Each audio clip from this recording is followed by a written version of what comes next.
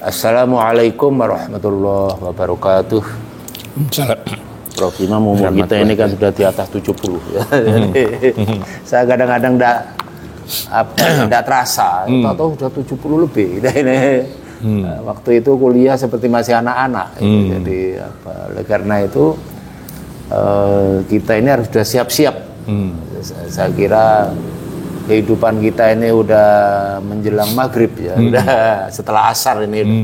Oleh karena itu apa yang perlu disiapkan umur-umur seperti kita ini, karena kebetulan saya itu punya grup lansia, barangkali bisa diingatkan di ini bahwa ya kesehatan, kehidupan dunia itu penting, tapi jauh lebih penting lagi kalau persiapan ke sana. Apa yang harus kita siapkan, Prof Imam? Assalamualaikum warahmatullahi wabarakatuh. Waalaikumsalam. Menarik sekali sebetulnya pertanyaan Mas Habib, terutama bagi orang yang umurnya sudah di atas 70 seperti kita ini. Beberapa waktu yang lalu saya ditelepon oleh teman saya di Jakarta, Mas Habib, agar saya ikut nyalonkan jadi anggota DPR itu. Legislatif. Caleg. Saya bilang, saya sudah tua, saya sudah tua, sudah tidak waktunya lagi saya berdebat untuk membicarakan hal-hal yang terkait dengan keduniaan. Bagi saya itu sudah lewat. Tentu dijawab bahwa itu untuk sesepuh Pak Imam, gitu kan, untuk yang tua yang punya kearifan ya bagi Anda, tapi bagi saya sudah lain. Saya seharusnya umur yang sudah 73 tahun ini harus siap-siap untuk pulang. Siap-siap untuk kembali. Kembali ke rumah yang sebenar-benarnya. Kalau rumah di dunia ini kan, kehidupan di dunia ini kan kehidupan yang sementara. Kehidupan yang bermain-main nih. Laibun walahun kan itu. Maka umur yang 70 ini harus menyiapkan untuk kembali ke rumah yang sebenarnya, dan itu pasti dan langgeng ya. Dan itu pasti datang. Wong sesuatu yang pasti kok. Kita siapkan sebaik-baiknya. Kalau kehidupan di dunia ini kan umur sudah 70 itu kan sudah selesai, Mas Habib. Hampir selesai. Hampir selesai. Masa masih perlu diskusi lagi? Yang sudah umur 70 itu sudah tidak perlu diskusi. Tapi harus menyiapkan secara nyata apa yang pasti akan kita hadapi ialah ketika kita itu pulang. Orang kalau ada misalnya orang kalau sudah mau mendengar kematian kan innalillahi wa inna ilaihi raji'un. Dari satu kalimat ini saya selalu bertanya, innalillah wa inna ilaihi raji'un. Saya teringat bahwa manusia itu terdiri atas dua unsur, ialah jasmani dan ruhani kan. Artinya ada yang langsung dari Allah, ada yang lewat media namanya ibu bapak. Nah, yang lewat media yang ibu saya sebut ibu bapak itulah jasmani kita. Yang itu berasal dari Nabi Adam, berasal dari tanah. Maka nanti kembalinya juga akan ke tanah kan. Tapi yang langsung berasal dari Allah itu yang disebulkan, yang ditiupkan itu kan. Yang dijelaskan di surat As-Sajdah ayat 9 kalau tidak salah. Itu apa? Itu ruh itu sebetulnya. Ruhani kita ini loh. Ruhani kita inilah yang datang dari Allah. Lalu kelak kalau itu kembali, ketika pulang kita ya kembali kepada Allah. Kalau kembalinya tubuh ini yang menjadi jasad kan mudah sebetulnya. Dari tanah kembali ke tanah kan mudah. Tapi kalau kembalinya ruhani ini yang berat itu menurut yang saya rasakan. Kalau kembalinya aspek jasad kan diantar ya. Diantar ke makam sudah selesai. Tapi kalau kembalinya ruhani kan tidak ada yang ngantar. Kan sendiri. Nah itu. Ini yang memerlukan apa namanya persiapan yang kita harus belajar gimana caranya itu, yang kembali kepada Allah ini itu. Padahal dalam agama ini kan yang dilihat itu kan yang ruhani. Innallaha yang duru ila suwarikum wala ajsamikum walakin yang duru ila kulubikum. Allah tidak akan melihat itu kan bentuk tubuhmu, pakaianmu, tapi yang akan dilihat itu kan yang ada di dalam hatimu itu, kolbu itu kan roh itu.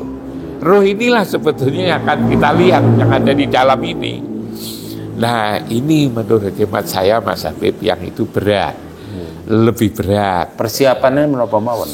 Nah kalau agar yang dipersiapkan itu ya agar kita selamat, agar kita ini disayang oleh Allah kan, di sana kan jelas sekali Mas Habib. Kul in kuntum tuhibbunallah fattabi'uni yuhibbukumullah fayaghfir lakum dzunubakum wallahu ghafurur rahim.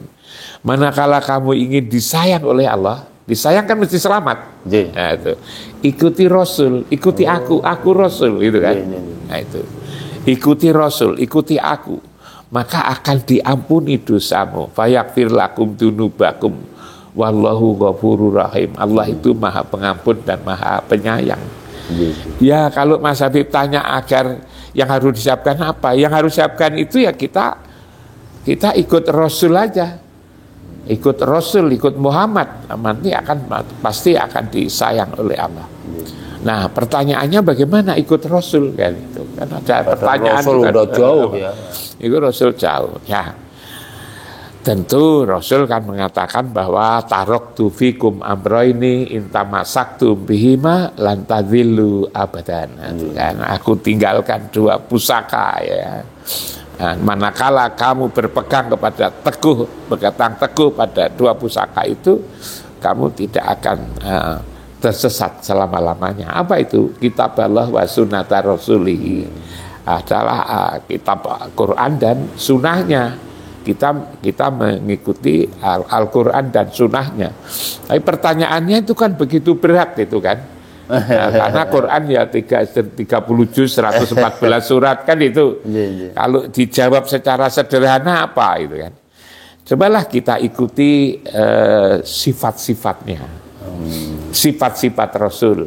Bagaimana tatkala di akhir-akhir hidup ini kita selalu menjaga hati agar selalu benar, sidik, ya, benar, benar, kebenaran. Jangan lalu pengaruh hawa nafsu, ya, pengaruh emosional. Jangan hanya pengaruh untuk pertimbangan-pertimbangan keduniaan, termasuk dalam politik ini. Tapi kita ikuti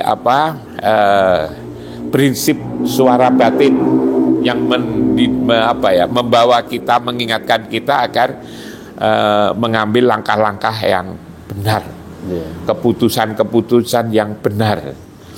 Bahkan itu juga terhadap diri kita sendiri. Kalau memang kita salah ya kita katakan salah kan itu kan. Karena pihak kita bukan keperpihakan kepada diri, kepentingan pribadi, kepentingan keluarga, tapi kepentingan kebenaran. Yang kedua kan amanah. Kita bisa dipercaya. Nah, itu kan. Saya kan senang sekali Mas Habib kalau janji sama saya misalnya mau hari Sabtu sore jadi saya beritahu itu kan menjaga kebenaran gitu kan. menjaga amanah ini. Kalau memang tidak bisa ya diomongin, diberitahu bahwa tidak bisa kan gitu kan, sehingga lalu tidak saya ditunggu-tunggu orangnya kalau tidak ada tidak begitu, tapi saya tahu bahwa itu memang tidak jadi kan begitu. Ini kan amanah sebetulnya. Ini sederhana, kecil. Tapi yang mulai kecil itu tidak dijaga, ini nanti akan berpengaruh pada hati kita ini, Mas Habib. Amanah namanya. Sama dengan ketika Mas Habib tanya sama saya, kok sampai dipercaya orang gitu kan. Karena saya selalu berusaha amanah semampu saya gitu kan. Kalau itu adalah untuk kepentingan institusi, kepentingan orang lain, saya berani untuk mengorbankan diri saya sendiri. Kalau saya ketika kerja di Universitas Muhammadiyah kan sampai 13 tahun ya Mas Habib, direktur 1 aja di UIN bisa 20 tahun ya. 16 tahun ya. Itu juga begitu. Kalau itu sudah amanah saya tunaikan. Saya tidak mempertimbangkan tentang kesehatan saya. Nah, itu atau apalagi hanya kesenangan saya lebih berpihak kepada lembaga, orang yang sudah mempercayai pada saya itu. Nah, itu kalau saya misalnya disuruh untuk membuat makalah ya, kalau besok sudah deadline, maka malam ini kalau perlu saya tidak tidur gitu loh. Untuk ini kan amanah. Lalu tabligh mengatakan sesuatu yang benar. Nah, itu kan jangan sampai lalu kok ditambah-tambah dikurangi lalu di macam-macam apalagi memfitnah. Lalu sifat yang keempat itu fatonah. Ya, ini 4 hal ini kita jaga. Kita niati bahwa kita ikut Rasul gitu kan. Itu hidup akan menjadi aman, ya, itu kan. Hidup lalu menjadi aman, kita mendapatkan pilihan-pilihan terbaik ya. Nah, seperti itu. Tapi itu memang Mas Habib ya. Untuk menata hati itu bukan perkara gampang. Menata hati itu barang yang sulit banget itu. Karena apa? Karena kita maunya nata hati, tapi hawa nafsu itu juga masih hidup. Kuat sekali. Hawa nafsu itu hidup. Kuat sekali. Orangnya tua. Orangnya tua itu hidup itu. Kuat sekali. Tarikannya hidup sekali. Nah, disitulah kita memohon berdoa, memohon pertolongan pada Allah dan Rasulnya itu. Lewat apa ya? Lewat sholat. Kan gitu Mas Habib. Lewat sholat. Kita menunaikan sholat ini yang sebaik-baiknya. Nah itu. Nah misalnya satu hal yang ini Mas Habib, karena ini kan ngomong orang tua ya. Saya itu teringat surat Al-Anfal ayat 20 Mas Habib. Surat Al-Anfal ayat 20 itu ingat saya, ya ayyuhalladzina amanu atiullah wa rasulahu wa la tawallau anhu wa antum tasma'un. Nah itu. Hei orang-orang yang beriman, para iman. Iman itu sebetulnya maruh yang ada di dalam dada itu, seru. Maka taatlah kepada Allah dan Rasul, ya kan. Jangan kamu berpaling ketika kamu mendengarkan suara seruan kepada kebaikan, gitu kan. Yang sederhananya ya saya maknai suara azan. Kita itu kan 5 kali sehari semalam Mas Habib. 5 kali sehari semalam kita itu diseru untuk segera menjalankan sholat oleh muadzin. Muadzin itu kan tukang azan. Tapi sebetulnya muadzin itu kan diperintah oleh rohaninya. Rohaninya itu kan diperintah oleh Rasul. Atas ajaran Rasulullah. Rasulullah dari Allah. Maka saya maknai bahwa azan itu adalah panggilan Allah sebetulnya. Agar kita segera untuk menjalankan sholat. Subuh, duhur, asar, maghrib, isya, kembali kepada subuh. 5 kali sehari semalam kita dipanggil untuk segera menjalankan sholat. Kalau dulu kita bisa beralasan. Aku enggak dengar kan itu kan. Kalau sekarang enggak bisa enggak? Enggak bisa. Mau sekarang itu ada toa itu kan. Ada sampaikan di mana-mana, ada sampaikan di mana-mana. Keras sekali. Jadi kita ini sebetulnya dengan teknologi ada toa ini, kita itu dipanggil 5 kali sehari semalam untuk segera persiapan sholat. Nah, waktu masih muda kita kan mesti beralasan ya. Banyak alasan. Masih ngerjakan pekerjaan kantor, ada ngerjakan paper, ada masih ngajar, ada lah. Kalau Mas Habib tadi tanya kita sudah umur 70 tahun, wong dipanggil kok enggak datang, itu kan keliru Mas Habib. Nanti ketika kita perlu panggilan, itu kan.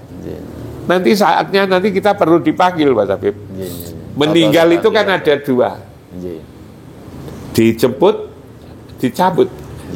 Di surat Al-Fajr ayat 27 itu kan dikatakan, ya ayat Tuhan nafsul mutmainnah, hai jiwa hati yang damai, yang tenang, irji'i, kembalilah kamu, kembali Kembali kemana? Ila rabbiki radiyatan mardiyah. Fadkhuli fi ibadi wadkhuli jannati, kata. Kembali kepada Tuhanmu dengan ridho dan diridhoi, gitu kan? Dan seterusnya. Nah, itu dipanggil. Nah, tentu pikiran saya tertuju kepada kalau saya 5 kali sehari dipanggil, selalu tidak datang. Jangan-jangan ketika saya perlu panggilan, saya tidak dipanggil lagi. Kalau itu tidak dipanggil, maka ada alternatif berikutnya, Mas Habib. Baca di surat As-Sajdah ayat 11. Kul yatawaffakum malakul maut alladzi wukila bikum. Jadi Allah tidak mau, Mas Habib, untuk menemui itu, tapi mewafatkan dengan mewakilkan pada malaikat maut. Kan berat banget itu. Nah, kalau itu mewakilkan pada malaikat maut kan, kalau bahasa di dunia ini kan pakai protap malaikat itu. Tidak ada kasih sayang. Protapnya tetap itu. Iya kan? Sama. Tidak kasih sayang. Protap. Itulah katanya yang berat sekali, Mas Habib. Yang sulit sekali. Yang lalu sakitnya katanya melebihi kambing dikuliti hidup itu. Ya Allah. Itu beratnya seperti itu. Nah, hal yang kayak gini apa tidak perlu kita persiapkan? Yang ini pasti datang. Kan ada 2 pilihan ini. Pilihan yang mau begitu enak dipanggil, ada pilihan yang diwakilkan, dipaksa kepada malaikat maut. Dijemput atau dicabut. Pilih mana ketika kita kembali? Dijemput atau dicabut. Kita kan berusaha bagaimana agar kita nanti dijemput dengan dicabut. Bahasa yang indah. Ya ayatuhan nafsul mutmainnah irji'i ila rabbiki radiyatan mardiyah fadkhuli fi ibadi wadkhuli jannati. Kan indah sekali. Kita dari situ sudah tahu jalan menuju kembali, kita tahu tempat kembali. Kita karena mungkin menjaga kesucian hati kita itu, lalu itu kita jadikan sebagai oleh-oleh untuk kembali. Kita tidak saja pulang sendiri, tapi disapa oleh Allah. Artinya ada yang menyapa ketika kita pulang, kan luar biasa enak. Coba dibayangkan ketika lalu diwakilkan kepada malaikat maut. Nah, di sini Mas Habib pertanyaan. Mas Habib, apa yang perlu kita lakukan ketika umur 70-an seperti kita ini? Nah, kita ada pekerjaan yang lebih berat sebetulnya ketimbang hanya menjadi anggota legislatif itu, menjadi calon komisioner. Kalau kita melihat seperti ini, sebetulnya kehidupan itu penting untuk anak-anak muda tapi kalau semangat untuk kita seperti ini saya kira sudah waktunya untuk toto pulang gitu. Berkemas-kemas untuk kembali ke tempat yang sebenarnya gitu. Dan itu tidak perlu kita takut, itu pasti datang. Sudah pastilah. Tapi bagaimana agar sisa usia ini betul-betul cukup untuk berkemas-kemas pulang ini, Mas. Saya kira itu. Matur nuwun sangat Prof. Imam, sehingga mudah-mudahan di luar sana teman-teman kita yang sudah manula jadi istilahnya sekarang harus pakai lansia atau manula sebenarnya kurang bagus katanya. Harus pakai lansia. Mudah-mudahan sadar tentang itu, bolehlah menjaga kesehatan juga harus penting juga, tetapi persiapan untuk setelah itu lebih penting lagi. Menjaga kesehatan dalam rangka bisa berkemas-kemas. Nah, itu udah beribadah. Matur nuwun. Assalamualaikum warahmatullahi wabarakatuh.